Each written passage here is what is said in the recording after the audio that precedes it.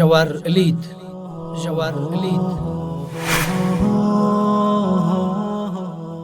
د هوریت رادیو اسلامي سیاسي او فکری خبرونه. دا خبرونه هر شنبه سهار 9 بجې او 15 دقیقې او تکرار یې هر دوشنبه پر همدې وخت او هر جمعه 12 بجې او 15 دقیقې له هوریت رادیو څخه اوریدلای شئ.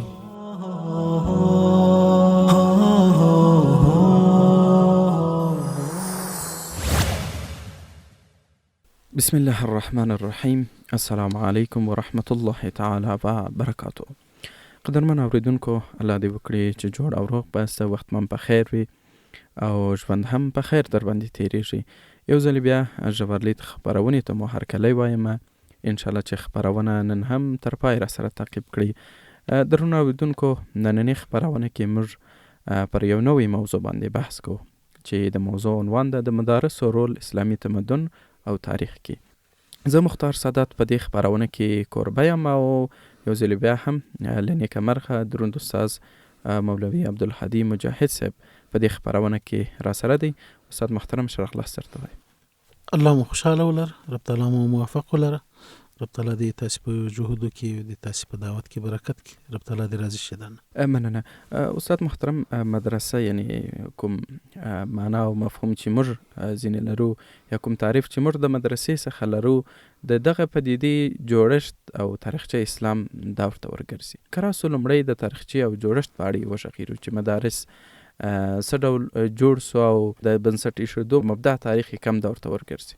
بسم الله الرحمن الرحیم. الحمد لله والصلاة والسلام على رسول الله وعلى آله وأصحابه ومن والاه من اتبع سنته إلى يوم الدين أجمعين، وبعد.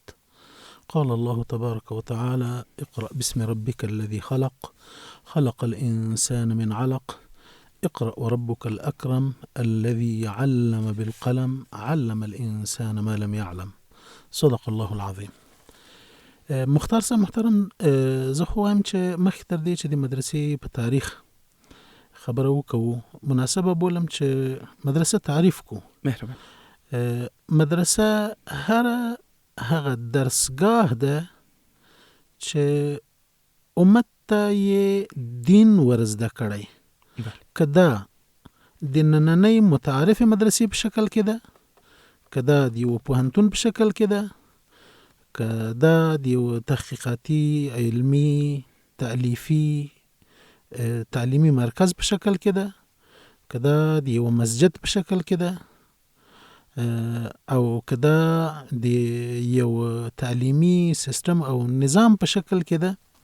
که موږ د مدرسې لپاره دغه ډول تعریف ونه لرو، نو کله کله داسې ده چې مدرسه بیا په ډیره تنګناکه واقع شوې ده او په ډیر کمزوري شکل تبارز کړی یا ځان ساتلی دی.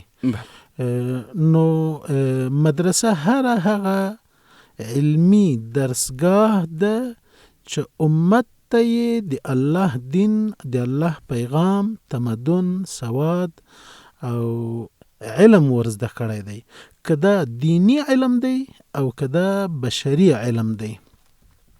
نو په دغه تعریف باندې چې موږ مدرسه ګورو، نو بیا یې نشأت او د تاریخ مبدا یې د غار حرا نه شروع کیږي. رسول الله صلی الله علیه وسلم د الله تعالی وروستی پیغمبر و. الله تعالی د دې امت لپاره د معلم په حیث راولېږه، لکه چې رسول الله صلی الله علیه وسلم په خپل فرمایي: انما بعثت معلما، زه یو معلم را لېږلی شوی یم. رسول الله صلی الله علیه وسلم ته چې اولینی 15 آیاتونه الله تعالی ورنازل کړل، هغه د دې امت تعلیمی او فکری او تمدنی ماهیت او هویت تعینوي. مثلا په اول 15 آیاتونو کې د قرائت خبره کوي، اقرأ باسم ربک الذي خلق، د قرائت خبره ورکی کیږي، په دې کې د علم خبره کیږي، په دې کې د قلم خبره کیږي. قرائت، قلم، علم، دا هغه مبادی دي، هغه اصطلاحات دي، هغه اولینی پیغامونه دي چې لاسمان ازمکه ترازی او پر وروستي پیغمبر صلی الله علیه وسلم باندې نازلېږي. لکه چې الله تعالی فرمایي اقرأ باسم ربك الذي خلق خلق الإنسان من علق اقرأ وربك الأكرم الذي علم بالقلم علم الإنسان ما لم يعلم. دا د تعلیم ترمینالوژي یا د تعلیم اصطلاحات دي او هغه موضوعات یا د موضوعات و مبادی دي چې الله تعالی پر رسول الله صلی الله علیه وسلم باندې نازل کړي. نو ځکه خو علما وایي چې دا امت د اقرا امت دی، یعنی د قرائت او د لوست او د زده کړې او د قلم او د تعلیم د فرهنګ او د تمدن امت دی، ځکه چې اوله جمله په قرائت پیل شوې ده. او علما دا خبره هم کوي چې ډېره موده د ځمکې د خلکو ارتباط له الله سره قطع شوی و او دغه ساحه جاهلیت په خپلو تصوراتو ډکه کړې وه. کله چې رسول الله صلی الله علیه وسلم مبعوث شو نو د اول ځل لپاره د بنده او د اله ارتباط دوباره بیا په قرائت قائم شو. د قرائت حکم ورته وشو او د الله په نوم باندې قرائت اقرأ باسم ربک الذي خلق. په دویم قدم کې چې دغه تعلیم یا دغه قرائت یا دغه مفاهیمو یو درسگاهی شکل ونیو، هغه بیا د دارالارقم بن ابي الارقم کور و په مکه مکرمه کې په هغه ځای کې چې اوس د صفا د غونډۍ نښه پاتې ده، د صفا او مروه د صفا د غونډۍ بیخ کې دلته د ارقم بن ابي الارقم رضی الله عنه کور و.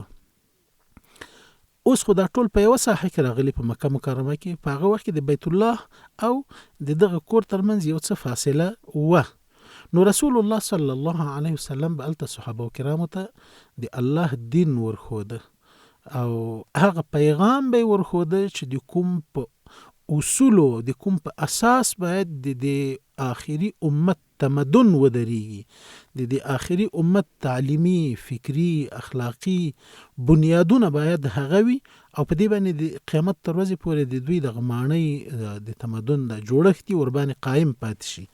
نو د ارقم بن ابي الارقم رضی الله عنه کور و چې رسول الله صلی الله علیه وسلم به هلته صحابه ته اولینو مسلمانانو ته علم ورزده کاوه، د الله کتاب به ورزده کاوه.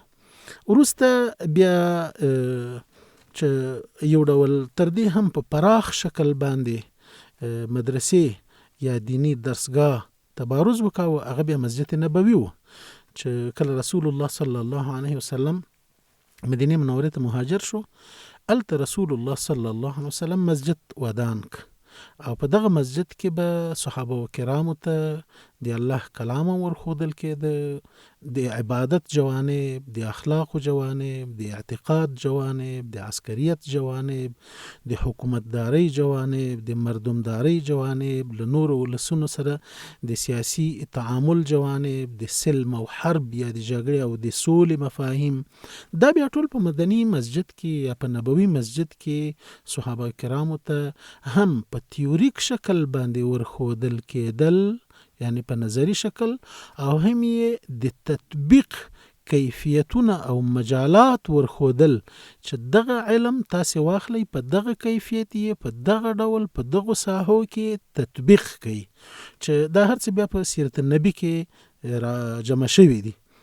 نو تر مدینه منورې وروسته بیا چې خلافتونه کله عراق ته راغلي او کله شام ته تللی دي. په شام کې بیا د اموي خلافت په وخت کې دمشق بیا د علم مرکز ګرځېدلی ده، جامع اموي هلته بیا د علم مرکز ګرځېدلی ده. د علي رضی الله عنه په زمانه کې بیا د کوفې جامع مسجد د علم او د تعلیم مرکز ګرځېدلی ده. وروسته بیا چې کله د اسلامي فقهي مذاهبو د تشکل او د تفرع مرحله را رسیدلې ده، نو بیا د امام ابو حنیفه رحمت الله علیه د فقاهت مدرسه د بیا په کوفه کې و او د امام شافعي رحمت الله علیه د فقاهت مدرسه بیا په مصر کې جوړه شوې ده او د نورو فقهاو په مختلفو وختونو کې چې بیا دوی چیرې د اوسېدو ځایونه و الته د دوی د علم د اخذ لپاره له مختلفو ځایونو نه طالبان راغلي، عالمان راغلي، هغه ځایونه بیا د علم مرکزونه ګرځېدلي دي. وروسته بیا یو وخت داسې شوی ده چې مدرسه نور هم منهجي شوی ده، تالیفات پکې راغلي دي، کتابونه جوړ شوي دي، د فقاهت لپاره الته لجنې یا هیئتونه داسې جوړ شوي دي چې د احکامو د استنباط او د استخراج لپاره د اجتهاد مراحل منځته راغلي. په هغې کې بیا چې د لغت جانب په پام کې نیول شوی، لغوي علما راغلي دي، تفسیری او د روایاتو علما راغلي دي، د احادیثو علما راغلي دي. نو بیا داسې مدارس رامنځته شوي دي د اسلامي نړۍ په بیلابیلو ښارونو کې چې هلته پکې بیلابیل مذاهب تدریسېدل. مثلا په بغداد کې د امام ابو حنیفه رحمت الله علیه فقه تدریسېدله، همدارنګه په کوفه کې هم د امام ابو حنیفه رحمت الله علیه فقه تدریسېدله. په مدینه منوره کې په شهابی مدرسه کې بیا د امام شافعي رحمت الله علیه او د امام احمد بن حنبل رحمت الله علیه د مذهب فقه تدریس شوی ده. د دمشق په فخری مدرسه کې بیا حنفي او مالکی او حنبلی درې وړه مذاهب تدریسېدل. همدارنګه بیا وروسته په بغداد کې مستنصریه مدرسه رامنځته شوې ده او په دې کې بیا 4 واړه مذاهب تدریسېدل.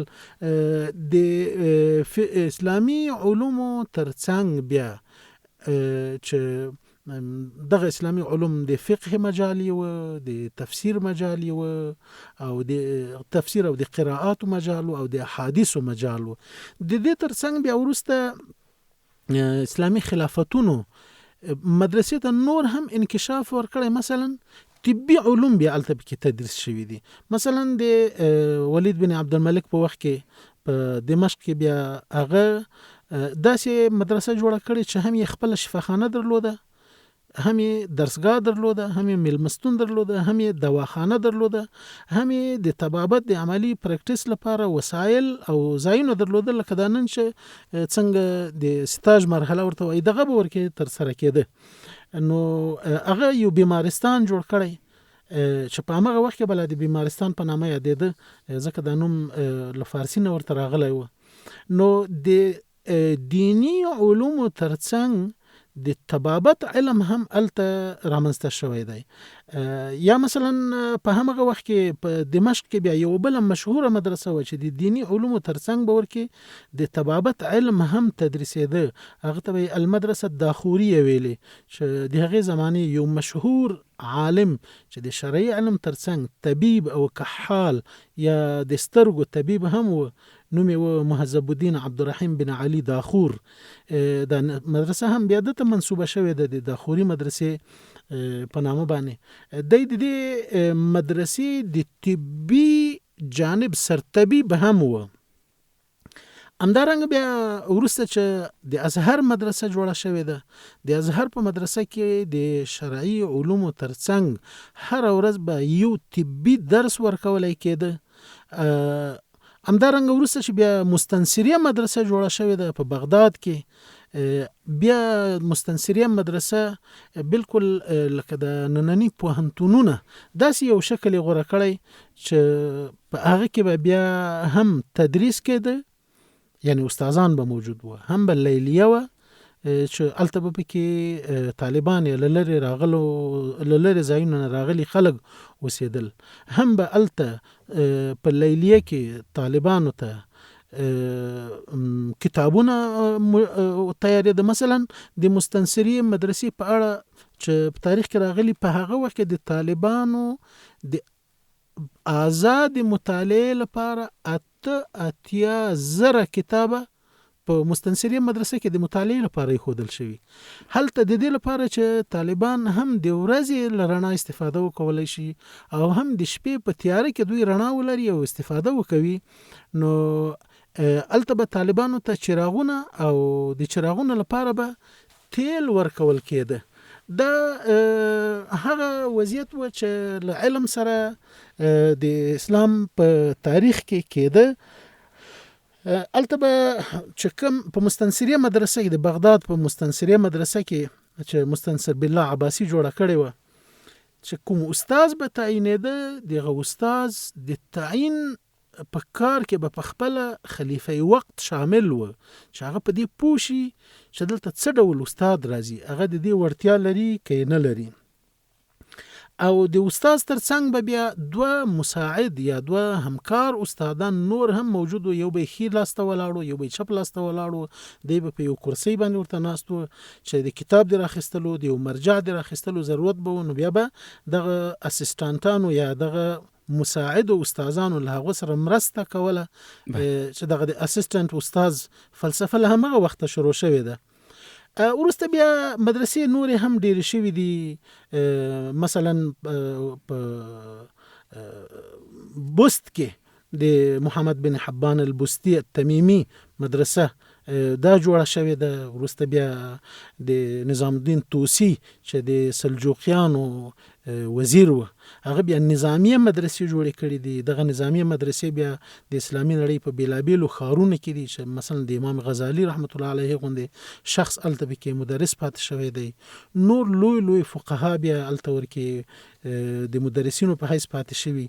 البته دغه مدرسې بیا یوازې د تدریس ځایونه نه و، بلکې د تحقیق ځایونه هم و، چې هلته به ورکې تالیف به کېده، تحقیق به کېده، هم په شرعي علومو کې او هم په نورو طبي علومو او حتی د انجینرۍ او د جغرافیې په علومو کې به ورکې زده کړې کېدې.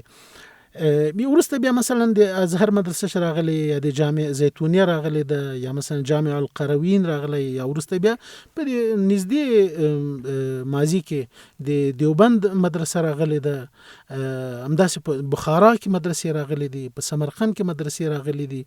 نو البته د مدرسو په اړه یو خبره کولای شو چې په اسلام کې د علمی تاریخ یا علمی تشکل دا یو آزاد تشکل و، دا د حکومتونو په واک کې نه و.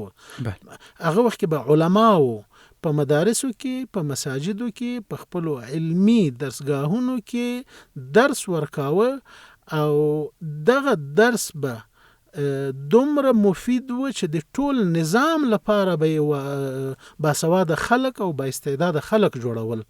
نو ورسته بیا د وخت په تیریدلو چې د اسلامي نړۍ د خلکو او د نورې نړۍ د خلکو علمی تبادل او د تجارب شریکول رامنځته شوي دي، نو بیا د پوهنتونونو په شکل او د انسټیټوټونو په شکل یا د دینی مدارسو په شکل چې بیا وروسته په افغانستان کې د موږ دلته مثلا د امام ابو حنیفه رحمت الله علیه مدرسه په کابل کې، کابل دارالعلوم عربي دارالعلوم، په ننګرهار کې مثلا نجم المدارس مدرسه و، په هرات کې د فخر المدارس مدرسه و، په کندوز کې د تخارستان مدرسه و، په غزنی کې د نور المدارس مدرسه و. او دغه مدارسو یوازې دین نه تدریساوه، ما د همدغه مدارسو نصاب لوستلی ده، چې په دې مدارسو کې به لکه څنګه چې عربي ژبه تدریسېده، دغسې به ورکې نورې ژبې هم انګریزي به هم پکې تدریسېدله، پښتو به تدریسېدله، دري به تدریسېدله، په هغې کې به ګرامر تدریسېده، په دې مدارسو کې به ریاضي تدریسېده، ساینس به پکې تدریسېده، په دې مدارسو کې به ادب تدریسېده.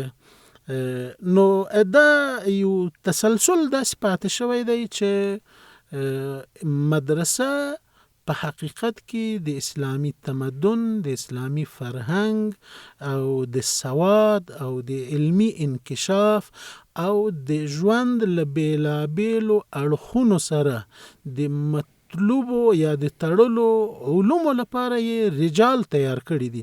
کله حکومتونه د دغه مدارسو تر شا درېدلي، تقویه شوي، او حتی که کله حکومتونه نه دي درېدلي، نو د اسلام علماو د مدارسو له لارې ټول اسلامي امت ته د کار رجال تیار کړي دي. همدغه وجه د تاسې ګوري چې په پخوانیو خلافتونو کې مثلا د جنگ او د جهاد لپاره وزارت شته، د داخلي لپاره وزارت شته، د نورو کارونو برید لپاره یا د پوسټ لپاره شته، خو د تعلیم وزارت په تاریخ کې موږ نه ګورو. ولې دا کار علماو په خپل غاړه اخیستی و او دا په دومره پراخه پیمانه په ټوله اسلامي امپراتوري کې یا په ټول اسلامي امت کې خپور و چې دا حکومتونه نشو احتوا کولای، حکومتونه ورته رسیدګي نشو کول، دا امت خپل کار ګڼلی و. لکه څنګه چې د امت شروع په اقرا باندې شوی و، همدغسې د امت د اقرا په د لار را روان و، د علم او د قلم په لار را روان و. البته کله کله بیا د تنزل وختونه راغلي دي، کله کله بیا داسې وضعیتونه راغلي دي چې الته نه اهل خلق حاکم شوي دي، دغه نه اهل خلقو بیا له علماو سره دښمنۍ کړي یا داسې د فاسدو عقیدو او د دین په اړه د منحرفو برداشتونو خلق قدرتونو ته رسېدلي، هغوی بیا د مدارسو په خلاف او د علماو په خلاف منفي موقف ګیرۍ کړي دي. دا ټول مراحل تیر شوي، خو که په خلاصه ډول یې ووایو نو هغه دا ده چې په اسلام کې مدرسه، مسجد، عالم او سواد د ژوند په بیلابیلو اړخونو پورې مطلوب علوم دا ټول د یو زنجیر سره مربوطې او نښتې کړی وي. تر یو وخت به دا په مدارسو کې تدریسېدل، بیا وروسته چې خلک پکې ډیر شوي د مدرسو ترڅنګ کوټې مساجدو کې تدریسېدل، مساجدو نه وروسته بیا چې خلک ډیر شوي بیا د مساجدو ترڅنګ کوټې ورته جوړې شوي دي، بیا وروسته لوی مدرسې ورته جوړې شوي دي. نو دا دغه ډول یو تاریخچه لري. ډیره مننه استاد محترم، ډیر ښه نکات مشاره وکړه. دا چې مدارس یا مدرسه تاریخي مبدا یې کم دور ته ورګرځي او څه ډول د مدارس رامنځته سو، کمې دورې وهلي مشهور مدارس کوم تاریخ په اردو کې که راسو دلته اسلامي تاریخ کې که وګورو لکه چې تاسو وویل مدارس ډیر لوی نقش درلود او ډیر مدارس آباد و. عمده لاملونه په څه کې و چې اسلامي ټولنه کې یا اسلامي تاریخ کې دغه مدارس دومره رشد کړی او انکشاف یې وکړ؟ د لاملونو په اړه خو د تاسو په خدمت کې عرض کوم. اوله خبره خدا و چې دا د الله امر دی، الله چې خپل اولینه وحی د امت را نازله کړی ده. لکه مخکې مې چې تاسو په خدمت کې عرض کړ د اقرا خبره، یعنی د علم ارزښت، د علم ارزښت دی، ځکه الله امر کوي چې تاسو ولولئ. الله د قلم په استعمال، د علم په حاصلولو، د قرائت او په لوست باندې الله تعالی امر کوي. نو دا مسلمانانو ته یو الهي امر و. دا یو خبره. دویمه خبره ده چې اسلام چې خپل کومه علمی پانګ او محتوا نړۍ ته متعارفه کړه د قرآن کریم په شکل کې او د نبوي احادیثو په شکل کې، هغه دومره شامل او هرړخیزه محتوا ده چې د ژوند ټول ابعاد احاطه کوي، که هغه اعتقادي بعد دی، که هغه تعبدي بعد دی، که هغه اخلاقی بعد دی، که هغه سیاسی بعد دی، که هغه اقتصادي بعد دی، که هغه عسکري بعد دی، که هغه اجتماعي ټولنیز بعد دی، که هغه دیپلوماتیک بعد دی، له نورو ولسونو سره د تعامل بعد دی، که هغه د انکشاف او د تمدن بعد دی. په دې ټولو کې قرآن کریم او د رسول الله صلی الله علیه وسلم احادیثو ټول انسانیت ته دومره کافی محتوا وړاندې کړه چې له همدې عمله چې دغه محتوا کافی و، الله تعالی د انبیاو تسلسل هم بند کړ او د نورو کتابونو را نازلول هم بند کړ. د دې معنا دا ده چې اسلام چې کومه محتوا په علمی لحاظ انسان ته وړاندې کړه دا ډیر عظیمه محتوا و او د قیامت تر ورځې پورې همدغه د ټول انسانانو لپاره بس کیږي. که چیرته دا نه بس کېدی، نعوذ بالله نعوذ بالله، نو دا به بیا د الله له لوري یو ظلم ګڼل کېده په بندگانو چې لیوی خدا محتوا امت ته نه بس کیږي او بل خو پیغمبر هم په باندې ودراوه او بل کتاب د بل کتاب نازلول هم بند کړل. د دې معنا ده چې نور نه بل پیغمبر ته ضرورت شته او نه بل کتاب ته ضرورت شته، ځکه د قیامت تر ورځې پورې چې بشر ته څه پکاريږي هغه په دغه دوه مصدرونو کې شته، یا په تفصیلی شکل باندې یا د اصول او د لارښوونو په شکل باندې شته چې بشر د خپل زمانه د حالاتو مطابق تعبیروي، تفسیروي او استنباطوي او په هغه باندې خپل تمدني ژوند دروي. نو یو خدای چې دی الله امر و. دویمه خبره دا چې د اسلام په خپل ډیر قوي علمی پانګه درلوده او دغه پانګه داسې معقولیت او داسې جذابیت درلوده چې نه یوازې دا چې مسلمانانو به حاصلوله بلکې د غیر مسلمانانو به هم اسلامی علوم حاصلول. مثلا په اندلس کې چې کله د مسلمانانو حکومت و د اروپا له نور هیوادونو نه به د اروپا د پادشاهانو د هغوی د ملکانو د مخور خلکو اولادونه الکان او نجونې راتلل د مسلمانانو په درسګاهو د مسلمانانو په مدارسو او پوهنتونونو کې به درسونه ویل. یعنی الته دوی اسلام نه زده کاوه بلکې نور هغه علوم چې دوی ته په کار و دا به مسلمانانو سره په پراخه پیمانه موجود و. نو د اسلام خپل محتوا ډیره پراخه قوي د هر زمانه لپاره تازه او د هر مشکل لپاره جوابګوی محتوا ده. د معقولیت هم درلوده او لري، جذابیت هم درلوده، د ژوند ټول صحنې هم احتوا کړې وي. دا پکې دویمه خبره و. او دریمه خبره دا و چې د مسلمانانو قیادتونو هغوی دا خبره درک کړې و چې د امت ته یعنی د دعوت امت ته دغه دین ورسول دا د دوی کار ده او د دې لپاره باید دوی رجال وروزي. د دغه رجالو د روزلو لپاره به دوی د علماو ترڅنګ درېدل، علما به پالل، د علم د زده کړې لپاره به فرصتونه برابرول، مدارس به یې جوړول. یعنی اسلامی خلافتونو اسلامی حکومتونو د علم ملاتړ کړی دی، د سواد ملاتړ یې کړی دی. نو ځکه د علم په اسلامی نړۍ کې هم خپور شوی دی او له اسلامی نړۍ نه ورهاخوا نورو لسونو نورو ملتونو ته هم تاثیرات ورسېدلی دي.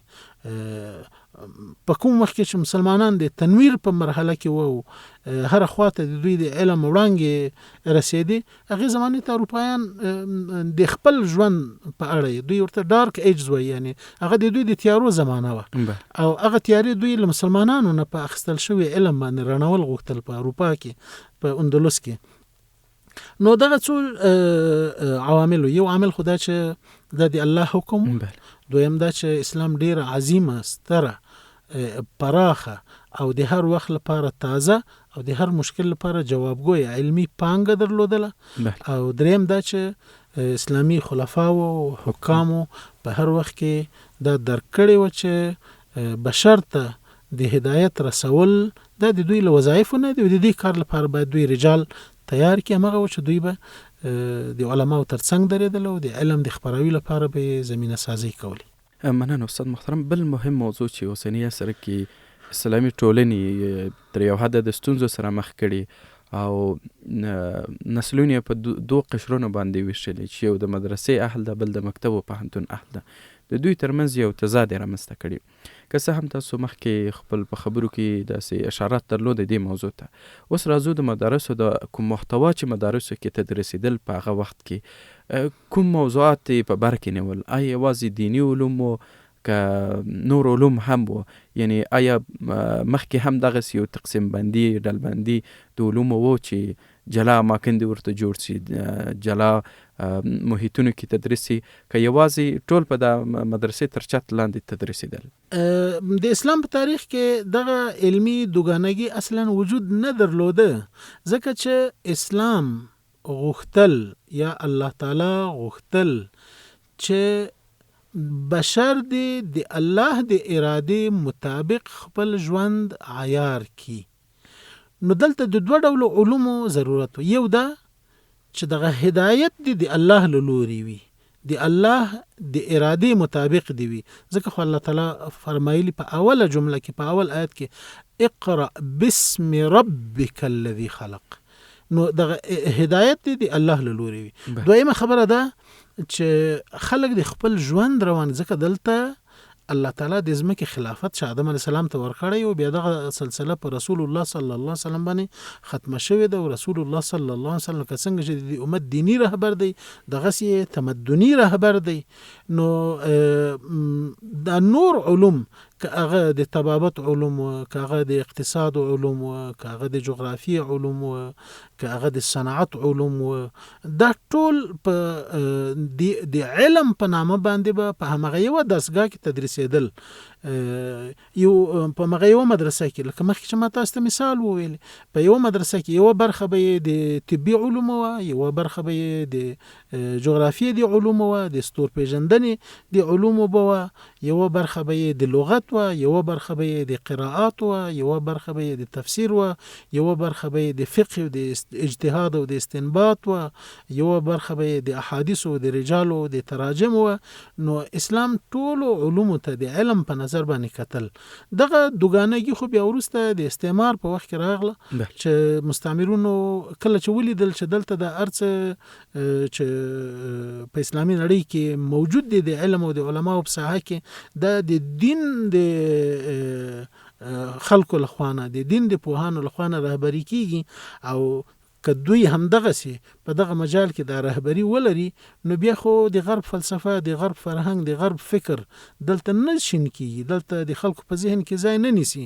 نو هماغه چې بیا دوی دغه دوګانګي رامنځته کړه، علما، مدارس، خانقاهونه او دینی درسګاوي، معاصر شخصیتونه د تجرید کړل، ځینې ووژل، ځینې تبعید کړل، په ځینو باندې حالات تنگ کړل، محرومیتونو سره مخ کړل، او په مقابل کې مکتبونه یا پوهنتونونه په داس شکل جوړ کړل چې علم ورکې د غرب د روحیې مطابق او د غربي اهدافو د تحقق لپاره تدریس شي. کله چې دغه دوګانګۍ په وخت کې بیا د مستعمرینو په لاس یو روزل شوی نسل رامنځته شو، او مستعمرینو بیا هغوی ته د خپل تللو نه مخکې واک او اختیار ور وسپاره. دغه نسل بیا اسلامي مملکتونه داسې اداره کړل چې څنګه غرب غوښتل، په داسې اصول یې اداره کړل، داسې قانوني او فرهنګي او سلوکي او اخلاقی وضعیتونه یې ایجاد کړل، تمدني وضعیتونه ایجاد کړل چې له غرب سره فرق نه و. یعنی انګریز لاړ، انګریزیت پاتې شو، فرانسوي لاړ، فرانسویت پاتې شو، روسي لاړ، روسیت پاتې شو، همغه تمدن او فکر دلته پاتې شو، دوی همغه تسلسل جاری وساته. خو د انګریز له راتګ نه یا د مستعمرونو له راتګ نه مخکې دغه دوګانګي قطعا موجوده نه، او په هیڅ ځای کې مثال نشته ده چې دغه ډول دوګانګي د اسلامي امت د علم په مجال کې لیدلی. الته علم و، قدرمن و، البته بیلابیل شعبې درلودې، خو دا به ټول په مدرسه کې کېده، او ډېر علما داسې دي چې د شرعي علم ترڅنګ هغوی سره یو بل لقب هم شته. مثلا یو څوک قفال دی، هغه به قفلونه جوړول، یو څوک نجار دی، هغه به نجاري ده، یو څوک مثلا جغرافي دی، هغه به د جغرافي او د علم د جغرافي د علم نقشې هم جوړولې، تدریسولې به.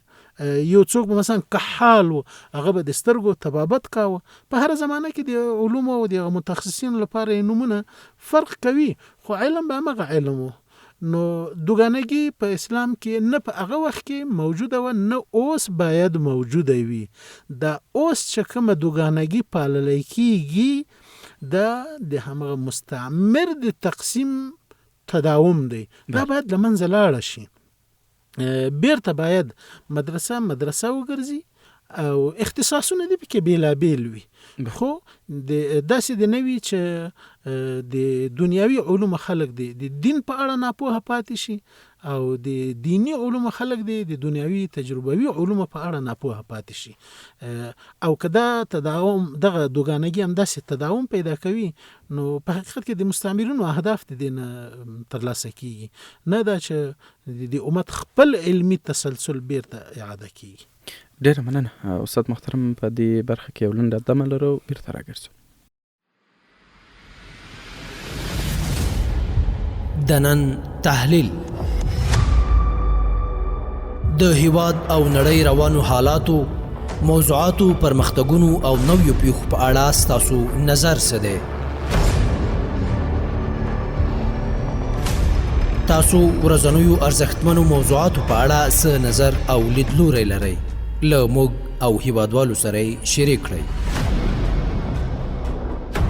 د نن تحلیل خپرونه له شنبې تر چهارشنبې ماښام 7:30 له حریت راډیو څخه اورېدلای شئ.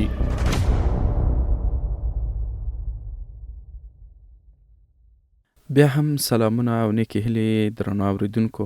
الله دې وکړي چې د خپرونې لومړۍ برخه یا د وقفې څخه مخکې برخه مو اورېدلې وي. زموږ بحث د مدارس و رول اسلامي تمدن او تاریخ کې د لومړۍ پر تاریخچه باندې مو بحث وکړه. بیا هم په همدې موضوع کې بحث جریان لري.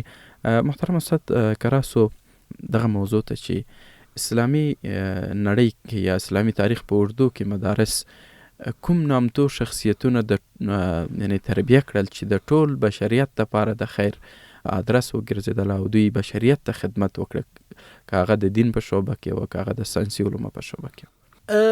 کمنګه د مشهورو شخصیتونو په فهرست پسې وګرځو نو دا فهرست به دومره لوی وي چې ډېر به وخت هم رانه نیسي او په دې کې به بیا د بیلابیلو علومو مشهور شخصیتونه هم یادول ضروری وي. که په خلاصه ډول ووایو یا یو ډول صنف بندي وکړو، هغه ده چې په اسلام کې د علم په ساحه کې داسې مجال نه دی پاتې شوی چې په هغه کې د اسلامي علماو کار نه وي کړی، که هغه د شرعي علومو مجال دی، که هغه د صنعت مجال دی، که هغه د ادب مجال دی، که هغه د طبابت مجال دی، که هغه د ستورپیژندنې مجال ده، که هغه د علم الاجتماع یا د ټولن پیژندنې مجال ده. په دې ټولو مجالاتو کې شته او لنیکه مرغه چې دغه شخصیتونه مثلا د ټولن پیژندنې په مجال کې ابن خلدون داسې یو شخصیت تیر شوی چې تر اوسه پورې حتی غربیان د هغه نظریات لولي او خپل د علم الاجتماع مبدا هم دوی اماغه غني. همغه د مثلا د طبابت په مجال کې ابن سینا داسې یو څوک دی چې تر اوسه پورې هم په شرق کې هم په غرب کې هغه یو ژوندی نوم دی په دې خپل مجال کې. همداسې چې د جغرافي کشوف یا د جغرافي پلټونو پیژندنو او د ځمک پیژندنې په مجال کې ادریسی دی، هغه چې کوم علم ایجاد کړی دی هغه تر اوسه پورې یو ژوندی علم دی او د دې مجال پیشګام سړی همدا دی. همدارنګه د صنعت په مجال کې، همدارنګه د سیاست د علم په مجال کې یا د مردمداري د علم په مجال کې چې کوم کتابونه لیکل شوي، مثلا الطرق الحکمیه امام ابن قیم رحمت الله علیه په خپل زمانه کې د سیاست د علم کتاب لیکلی دی، یا مثلا السیاست الشرعیه امام ابن تیمیه رحمت الله علیه په خپل زمانه کې د علم یو کتاب لیکلی دی، د سیاسی علم کتاب لیکلی، یا امام ابو یوسف رحمت الله علیه چې د علم الاقتصاد مؤسس دی، هغه د کتاب الخراج کتاب لیکلی دی چې موارد المال او مصارف المال یې پکې تنظیم کړي چې مال به راټولیږي څنګه او مصرفیږي به څنګه، یا امام محمد بن حسن شیبانی رحمت الله علیه چې د موږ تاسو د حنفي مذهب د مشهور امامانو ده، هغه د سیاست او د مردمداري په علم کې یا د ډیپلوماسي په علم کې د السیر الصغیر او السیر الکبیر کتاب لیکلی چې په هغه کې د سیاست مسائل، د حاکمیت مسائل، د رعیت او د راعي د متبادل حقوق او مسؤلیتونو مسائل، له نورو ولسونو او ملتونو سره د سولې او جګړې مسائل، د بیعت او د خروج مسائل، یعنی د سیاست فقه پکې لیکلی، یا مثلا امام غزالی رحمت الله علیه د سلوک او د تصوف مسائل دا مجال داسې رون کړی دی چې هغه د یو ځلیدونکي ستوري په حیث باندې د امت د خلکو لپاره یو مقتدا دی په اخلاقی تربیه او سلوکی تربیه کې په دې مجال کې. نو داسې یو مجال پاتې نه دی چې په هغه کې د علماو فعالیت نه وي کړی. که دې ته راشو چې د مستعمرونو مقابله بیا چا کړې ده. دغه د موږ تاسو د دویمه برخه محتوا دی په بحث دی په کې به زه ځینې داسې علما تاسو ته یاد کړم چې هغوی انقلابونه برپا کړي، ولسونه یې راپورته کړي دي، د مستعمرونو مقابله یې کړي دي، نظامونه یې جوړ کړي دي. هغه د همدې مدارسو بچیان دي. نو د مدرسې بچیانو یا د مدرسې علماو د ژوند په هر مجال کې قیادي رول درلودلی دی. بله، مننه استاد محترم. تاریخچه باندې او همدارنګه د مدارسو پر جوړښت باندې او ځینې فعالیتونو او خدماتو باندې مو بحث وکړه. اوس راځو بل دویم مبحث ته چې د مدارسو اغیزې او رول پر اسلامي حاکمیتونو او ټولنه باندې. په دې برخه کې به لومړی د دې ځای شروع کړو چې د اسلامي تمدن د عظمت او عروج په برخه کې مدارسو څومره ونډه درلوده. د مدارس ونډه بیخي ډېره لویه وه. دا ځکه ما مخکې اشاره وکړه د موضوع ته، هغه ده چې پخوانیو خلافتونو د تعلیم و تربیه وزارتونه نه درلودل. د دې معنا دا ده چې دغه ټول کار چې یو وزارت یې باید وکړي، دا ټول کار علما وکاوه. همدغه علماو سیاست پوهان روزل، همدې علماو پوځیان روزل، همدې علماو قاضیان روزل، همدې علماو لیکوالان روزل، همدې علماو اجتماعي شخصیتونه روزل، همدې علماو خلفا روزل، حکام یې روزل. حتی په سلجوقي دولت کې التبه پکې د اتابکو په نامه باندې یو څوک موجود و چې هغوی به د خلفاو یا د والیانو اولادونه روزل چې هغوی د مسلمانانو سیاسي قیادت په ښه ډول باندې وکولی شي.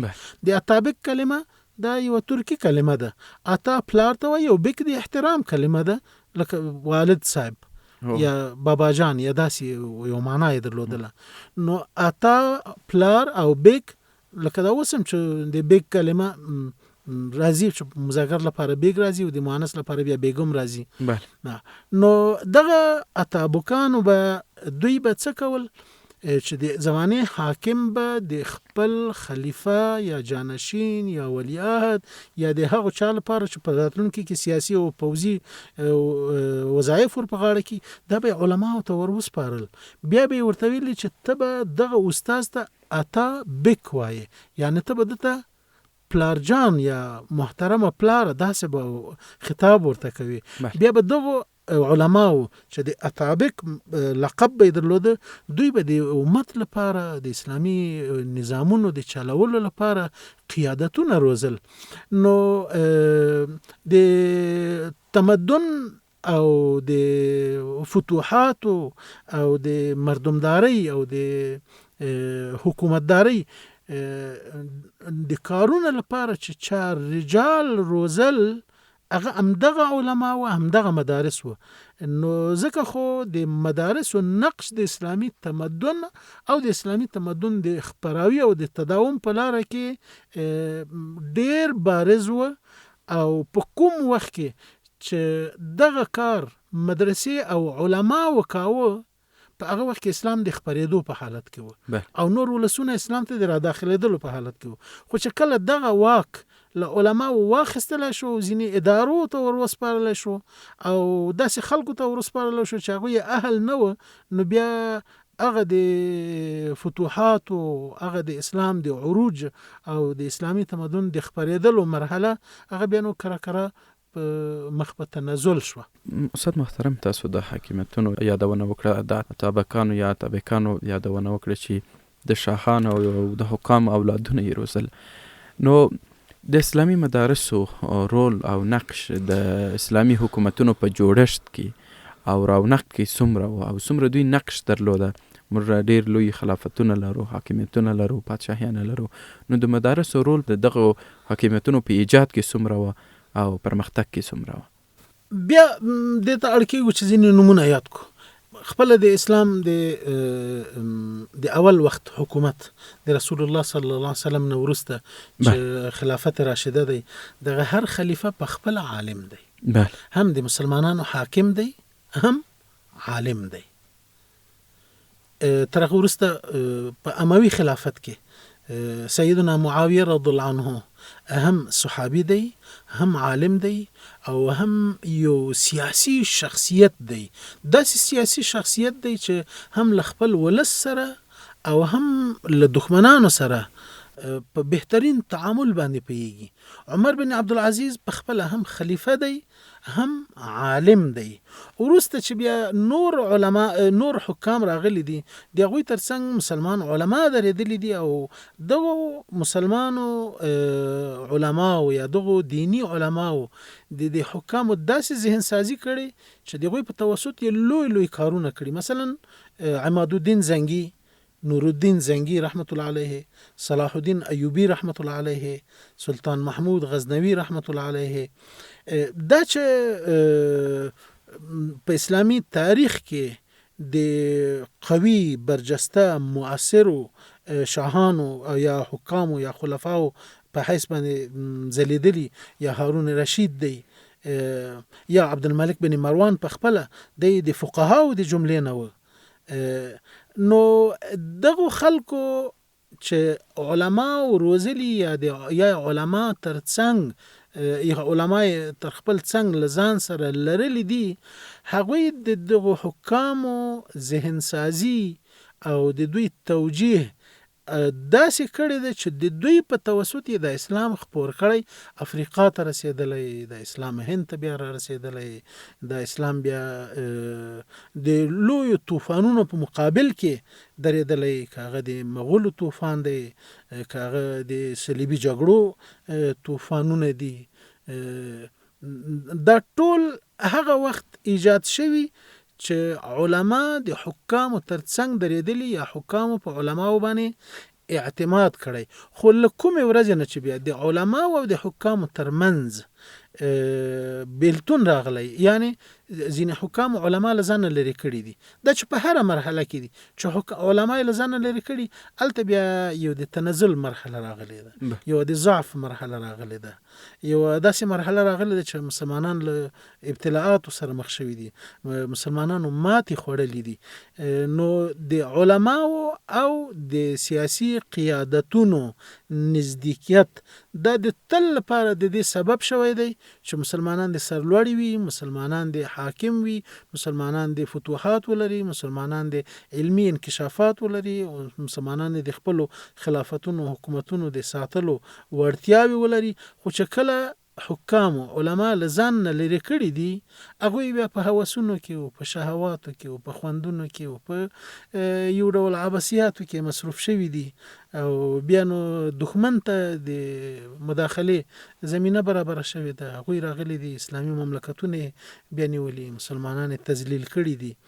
نو د علماو ډېر بارز نقش تیر شوی دی په اسلامي امت کې د حکامو ترڅنګ یا د اسلامي حاکمیتونو د ساتلو او د تقویې په مجال کې. ډېره مننه استاد محترم، د خپرونې وخت همدومره و، نو نیمایي بحث تقریبا پاته دی. انشاءالله راتلونکي خپرونه کې بحث ورباندې کوو. بیا هم مننه ده چې په دې خپرونه کې زموږ سره مو ګډون وکړ. الله دې خیر درکړي، رب تعالی دې تاسو نه راضي شي چې دغسې یو فرصت موږ ته راکړي چې د مدارسو د علماو او د تمدنونو په اړه له دغه ادرسه څو خبرې د تاسې د راډیو له لارې له خپل ولس سره شریک کړم. رب تعالی دې خیر درکړي. السلام علیکم ورحمت الله وبرکاته. مننه. درنو اوریدونکو، نننۍ خپرونه پر همدې ځای پای ته ورسېده. دا چې یو ځلې بیا ستاسو چوپړ کې په دې خپرونه کې حاضرېږو، تاسې ټول پر لوی رب سپارو. خدای پامان.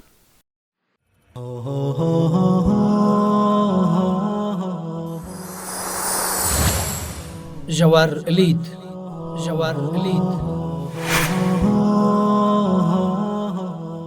د هوریت رادیو اسلامي سیاسي او فکری خپرونه. دا خپرونه هر شنبه سهار 9 بجې او 15 دقیقې او تکرار یې هر دوشنبه پر همدې وخت او هر جمعه 12 بجې او 15 دقیقې له هوریت رادیو څخه اوریدلای شئ.